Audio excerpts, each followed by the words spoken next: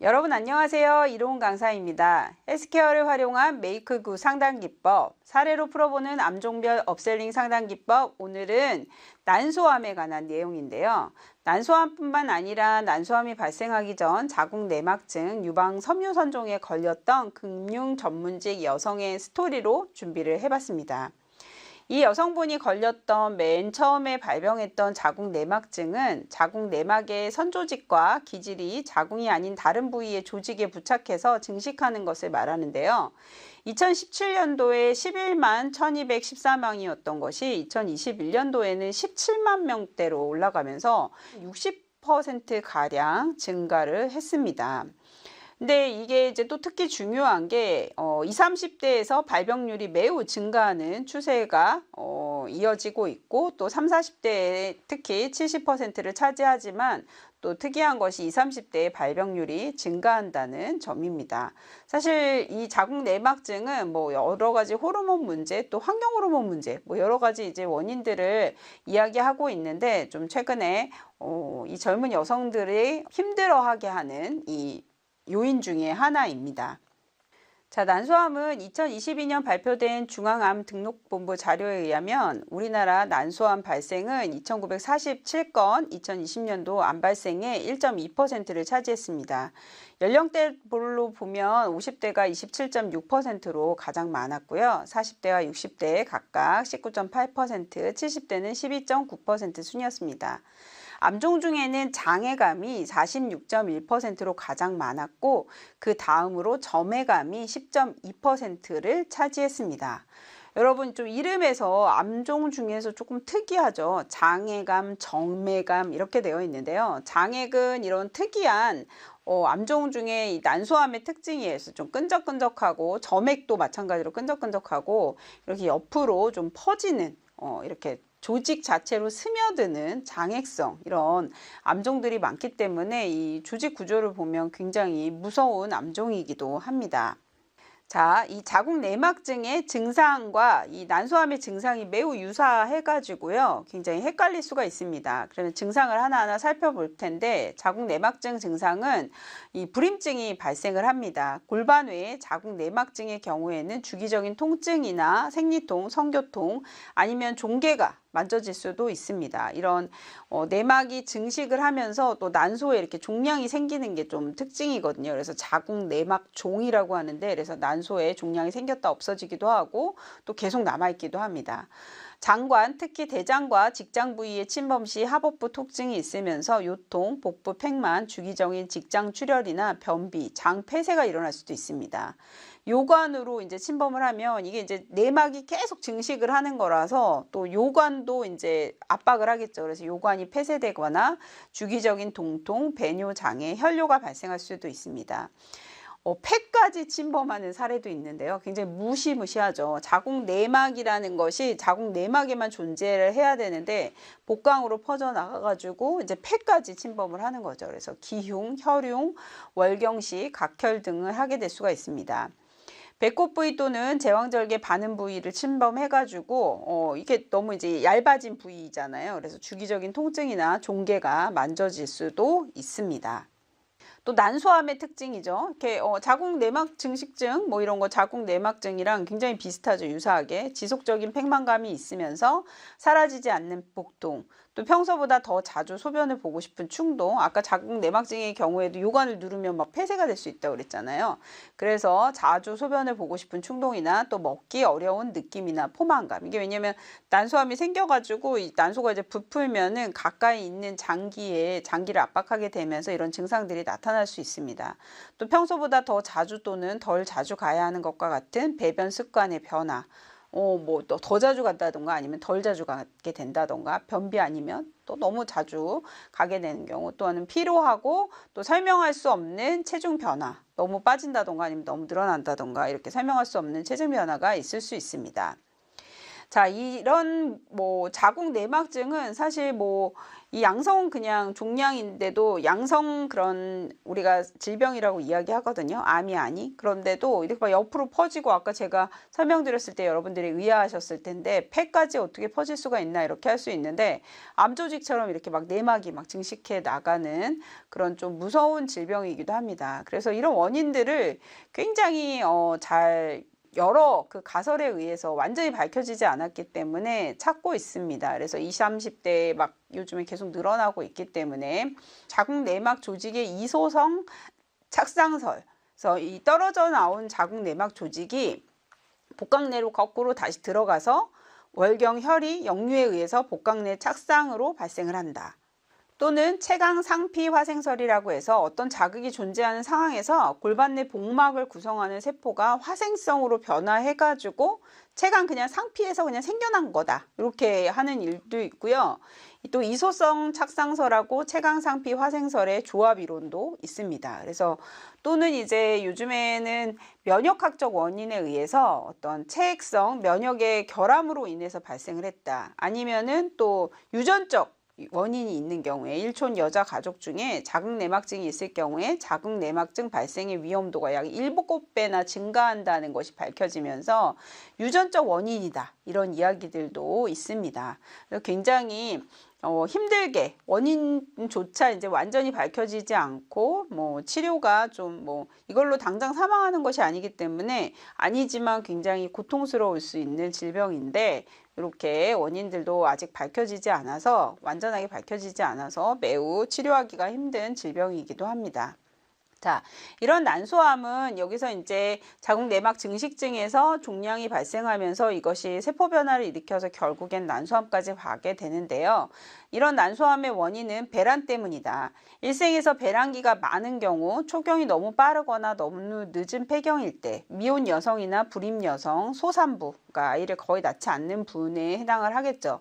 또는 유전적 요인이 밝혀져 있습니다. 브라카1이나 브라카2로 유전자의 돌연변이 및 이상해 있을 때 난소암의 5에서 10%는 브라카1 또는 브라카2 유전자의 돌연변이나 이상 변화가 있을 경우에 또 모친이나 자매가 난소암에 걸린 경우 확률이 매우 상승한다고 알려져 있습니다. 또는 유방암이나 자궁암 또는 대장암을 앓았던 기왕력이 있는 경우 암표지자 검사 CA125에서 유방암, 자궁 내막암, 또 대장암도 이런 같은 유전자 범위 안에 있기 때문에 표지자 검사에 이렇게 나타난다고 합니다. 또 환경적 요인인데요. 성면과 활성 및 방사선 동위원소에 노출된 경우에도 이 난소암의 원인으로 알려져 있습니다. 자, 이 사례는요, 자궁 내막 증식증이 있었던 여성에게 유방 섬유선 정도 발생하고 결국엔 난소암까지 발생을 해서 치료를 받았던 사례입니다. 증권사 여직원으로 20년째 근무 중인 48세 여성이었는데요. 비만 체형으로 사실 굉장히 이른 나이에 첫 생리가 있었다고 해요. 11살에. 그때 이제 있었고 좀 키도 큰 편이었기 때문에 자신이 가장 먼저 그 반에서 첫 생리를 했었다고 기억을 하고 또 생리량도 많고 생리 때마다 심한 생리통이 있어가지고 너무 또 생리량이 너무 많아가지고 어렸을 때부터 사실 그 피임약을 복용을 했다고 해요. 그래서 피임을 하려고 먹은 게 아니라 이제 피임약을 복용하면 호르몬제의 일종이기 때문에 30일치가 있으면 21일을 먹고 7일을 쉬거든요. 그러니까 이게 21일 먹고 7일을 쉬면 그때만 생리를 하는 거죠. 사실 이제 그래서 약으로 호르몬을 강제로 이제 조절을 하게 되는 경우가 있는데 이분도 이제 그런 경우에 이제 저도 병원에 있을 때 아주 어린 친구들이 너무 심해가지고 정말 기저귀를 해도 안 될 정도. 그리고 이거는 이제 엄마한테도 말을 안 하고 부모님들한테 늦게 말하는 바람에 심한 빈혈 상태로 해가지고 이제 산부인과에 오게 되는 경우가 있는데 바로 이런 경우에 해당하셨다고 합니다. 또 35세에 비교적 늦은 나이에 이제 결혼을 하시고 불임으로 불임 치료를 받으셨다고 해요. 이때도 호르몬으로 막 이제 치료를 하셔가지고 굉장히 어렵게 아이를 출산을 하셨다고 하는데 금융 전문직 종사자였고 늦은 결혼을 하고 또 늦은 임신을 했습니다. 그래서 38세에 출산을 하시고 그 당시에 이제 임신했을 때도 난소 종양이 있었지만 추적 관찰 중이었어요. 이거를 이제 떼내지 않고 이렇게 하려고 하셨고 그래서 출산은 하셨고요. 그다음에 42세에 또 유방의 섬유선종으로 계속 이것도 이제 추적 관찰을 하신 거예요. 그래서 이거는 양성 종양이기 때문에 관찰하시다가 맘모톰으로 시술을 하셨고요. 쭉 이제 관찰 중에 48세에 이제 호르몬 수치하고 이제 모양이 좋지 않아 가지고 난소암을 진단받으면서 양측 자궁 및 난소까지 전부 림프절까지 절제를 하게 되십니다. 그러니까 이게 다 절제를 하고 나시니까 49세 수술 후에 폐경 증상이 나타나요. 그래서 이게 갑자기 이제 이렇게 하니까 물론 이제 49세에 이제 폐경이 올라오기도 하지만 급작스럽게 이제 이 호르몬을 다 이제 발생하는 부위를 전체를 절제하기 때문에 굉장히 갱년기 증상으로 힘들어 하셨습니다. 자, 이 자궁내막증은 비수술적 요법은 기본적으로 호르몬 치료를 하게 되는데요. 그래서 자궁내막 조직의 성장을 촉진해서 에스트로겐의 합성을 억제함으로써 자궁내막증 조직의 위축을 유도하고 자극에 뒤따른 출혈을 발생을 막을 수가 있습니다. 그래서 경부엽 복합 호르몬제나 프로게스테론 제제, 게스트리논이나 성선 자극 호르몬 분비, 호르몬 작용제를 사용하고요. 비호르몬 약물 치료는 주로 통증에 대한 치료제. 배가 너무 아프시기 때문에 막 배를 매일 막 그냥 움켜잡고 있으시거든요. 그래서 항염증제나 또 사이토카인, 억제제 등을 사용하셔가지고 통증 치료에 대한 보조적 치료를 하게 됩니다. 자, 이런 자궁내막증 치료는 이제 또 이런 약물 치료 말고는 안 되면 수술적 치료를 하시게 되거든요. 그래서 이분도 마찬가지로 이런 것들을 여러 번 시도를 하셨어요. 이전에 자궁내막증 진단입니다. 그래서 이 내막이 실제로 증식하고 있는지 아닌지 소파술을 막 이제 시행을 해요. 그래서 자궁내막을 긁어내는 수술, 치료 겸 진단 겸 이렇게 또 수술을 하게 되고요. 이게 도저히 안 되면 자궁내막증을 내막만 좀 긁어내는 복강경, 그래서 실제로는 시험적 개복술 이렇게 해가지고 복강경 시험적 복강경 수술도 많이 하게 됩니다. 이걸로 이제 증상을 완치하는 게 아니고 좀 증상을 완화하는 그런 시도가 이루어지고요. 또 자궁내 장치 미레나라 그래가지고 여기서 이제 호르몬이 나와요. 우리가 이제 입으로 먹었잖아요, 호르몬을. 근데 여기서 이제 호르몬이 나와가지고 좀 내막이 증식하는 거를 좀 예방을 해주면서 피임 목적의 도구라기보다는 약간 치료적 목적이 있는 피임 도구 중에 하나입니다. 또 하이프 치료라든가 경화술, 그러니까 이렇게 한 부위에 주사를 놔가지고 하거나 아니면 자궁경, 미레나를 사용하게 됩니다. 그래서 기존에 사용되던 수술 치료의 절개나 개복, 전신 마취 과정을 좀 생략하고 신체 시간적인 부담감을 줄여서 나온 치료법들로 절개 없이 안전하게 병변을 제거하는 치료법들이 많이 개발이 되고 있어요. 그러니까 여러 가지 한 가지 질환에 대해서 굉장히 많은 치료법들을 소개를 했죠. 그만큼 딱 정해진 치료가 없고 굉장히 치료가 하기 힘들다는 역설적인 의미이기도 합니다. 굉장히 고통받았던 스토리이고요. 실제로 자궁내막증으로 고통받고 있는 여성들이 실제로는 많이 존재하고 있습니다. 자, 이분이 있으셨다는 섬유선종의 치료, 맘모톰 시술인데요.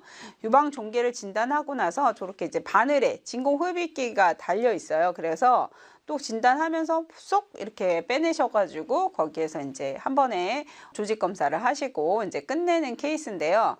이게 대부분 호르몬하고 관련되어 있기 때문에 이런 유방의 양성 종양들도 많이 발생할 수가 있다. 그러니까 어떻게 보면 사실 이렇게 교과서에 나와 있는 대로 이분은 다 갖고 계셨던 거죠. 자궁내막증이 있다가 유방 섬유선종 있고 난소암까지 있었던 이런 케이스도 발생할 수 있다. 여러분들이 좀 알아두시고요. 난소암 치료는 초기 이제 병기에 따라 좀 달라지겠지만 1기, 2기, 3기, 4기에 따라서 좀 달라집니다. 그래서 좀 근치적 절제를 기본적으로 다 하셔야 되고 복강내 림프절까지 전부 절제를 하셔야지 되기 때문에 양쪽에 또 있는 문제가 있잖아요. 그래서 모두 직장이나 또 주변 장기들이 굉장히 많기 때문에 발생을 하고 또 기본적으로는 좀 병기가 많이 진행이 돼 있어도 더 조금 악화를 막기 위해서 또 늦은 병기에도 또 조금 수술적 치료를 시행하기도 하고요. 또 낮은 병기에 있어서도 예방적으로 또 난관이나 이렇게 절제를 하게 됩니다. 기본적으로 호르몬 문제 때문에 발생을 하니까 예방적으로 이제 절제를 하게 될 수 있습니다. 자, 그러면 경증에서 시작한 어떻게 보면 종양이죠. 난소암까지 발생한 사례를 가지고 상품을 좀 매칭해 보겠습니다. 자궁 내막 증식증이라고 하는 우리가 어떻게 보면 경증이라고 생각했는데 이렇게 중증까지 발생한 사례인데요. 이 남녀 생식기 관련 진단 특약에 이제 해당이 되겠습니다. 암종은 계속받는 재진단 암 특약에도 해당이 되고 여성암 수술, 이 자궁이랑 난소를 다 절제하기 때문에 이 여성암 수술 특약에도 해당하고요. 구대기관 양성 신생물 수술 특약에도 해당이 되겠습니다. MG 온그린 암공제 이제 또 중증에서는 만약에 치료를 계속 받으시면 계속 받는 재진단 암 특약, 또 표적 항암 허가 치료비 특약, 항암 양성자 치료, 그 다음에 세기 조절 약물 방사선, 그 다음에 암 직접 치료 통원 입원, 그 다음에 암 특정 재활 치료나 암 통증 완화 치료 특약, 암 간병 지원 자금, 또 암 호스피스 치료 특약, 모두 이렇게 해서 우리가 좀 생각을 하실 때 경증에서 중증까지 대비한다. 이렇게 좀 정리를 해보시면 좋겠습니다. 여성질환 체크 포인트입니다. 그래서 가족 중에 한번 체크리스트를 하셔가지고 자궁 내막증이나 자궁 내막암, 유방암, 난소암에 걸리신 분이 있는지, 또 당뇨 병력이나 가족력이 있는지, 또 이른 초경으로 치료를 받으신 적이 있느냐. 그래서 아니면 이른 초경 또는 이제 아주 생리량이 또 심하고 불규칙한 걸로 인해 가지고 여기 밑에 내용이 나오죠. 심한 생리통이나 과다한 생리량, 난소 종양이 있었던 적이 있는지, 또 늦은 폐경으로 치료를 받은 적이 있는지, 이것도 이제 좀 과다한 생리량하고 매우 유사합니다. 그래서 오히려 이런 분들은 생리량이 워낙에 많으신가 보다 하고 빈혈 치료를 처음 받으시러 이제 병원에 방문하시는 경우가 굉장히 많거든요. 생리량이 많다 보니까. 그래서 이런 경우도 좀 체크를 해보시면 좋을 것 같고, 비만과 대사증후군, 당뇨 진단 말씀드렸고, 흡연, 피임량, 호르몬 치료 병력, 연령 또 체크해 보시면 좋겠습니다. 사실 여기에서 이제 했는데 굉장히 난소암뿐만 아니라 자궁 내막암, 또 유방암, 이런 것들이 거의 암종이 여성 호르몬 암에서는 위험 직군이 거의 위험 인자가 비슷합니다. 그래서 이런 분들은 아주 다 묶어서 여성 질환에 대한 거를 같이 제안을 해주시면 좋겠습니다. 마지막으로 화법 정리해 보겠습니다. 여러 가지 여성암들은 어떻게 보면 위험 인자가 매우 유사하기 때문에 키워드들도 매우 유사합니다. 이른 초경, 만혼, 노산, 모유 수유를 하지 않는 분, 특히 이제 출산이나 결혼을 하지 않은 분에 해당이 되겠죠. 또 피임약 복용, 폐경 호르몬 치료, 많은 여성 질환을 갖고 계신 분들, 또 아니면 기존에 소외감으로만 보험금을 갖고 계신 분, 또 그러면 가족력이 또 있으신 분, 또 젊은 여성들에게는 또 업셀링을 제안하시는 게 좋겠고요. 또 로봇 수술이나 구획 치료비를 대비해야 된다. 이 포커스로 여러분들이 제안을 해주시면 좋겠습니다. 회원님, 평소에 생리통이 심하거나 자궁 내막증, 자궁 성근증 진단을 받아보신 적이 있으신가요? 이런 질환들은 2차적 질환을 조심하셔야 하는데요. 한 사례를 보면 자궁 내막증, 유방 종양, 난소 종양, 급기야 난소암까지 발병한 경우도 있었습니다. 이른 나이에 초경을 시작하였거나 이런 경우에는 비만으로 인해 성조숙증이 일찍 오거나 어린 당뇨병과도 관련이 있다고 합니다. 자궁 내막증이 심해서 어릴 때부터 생리통이 심한 경우는 불임증이 발생할 수 있다고도 합니다. 이로 인해 난소 종양을 수술해야 하는 경우도 발생한다고 하니까 매우 조심해야 합니다. 이런 질환들은 유전성 질환이라고 하니까 가족 중에 이런 비슷한 질환이 있으시면 더욱 유의하셔야 하겠습니다. 만혼이나 노산, 아이를 적게 낳을수록 위험이 높다고 하니 위험군에 속하는 분들은 정기검진을 받으셔서 초기에 발견을 해야 생존율이 높다고 합니다. 이에 여성 질환들에 대비한 보장들이 충분하신지 한 번 더 점검을 받아보시면 어떨까요? 이렇게 해주셔서 우리 고액 치료비 보장에 대비하실 수 있는 여러 특약들을 좀 제안해 주시면 젊은 여성분부터 이렇게 고위험 고객들에게 너무 도움이 많이 되는 제한 화법이 될 거라고 생각을 합니다. 오늘 조금 무시무시했지만 자궁 내막증부터 유방 섬유선종 난소암까지 걸린 전문직 여성 스토리 준비해 봤는데요. 여러분들한테 도움 되셨길 바라면서 오늘 강좌 여기서 마치겠습니다. 감사합니다.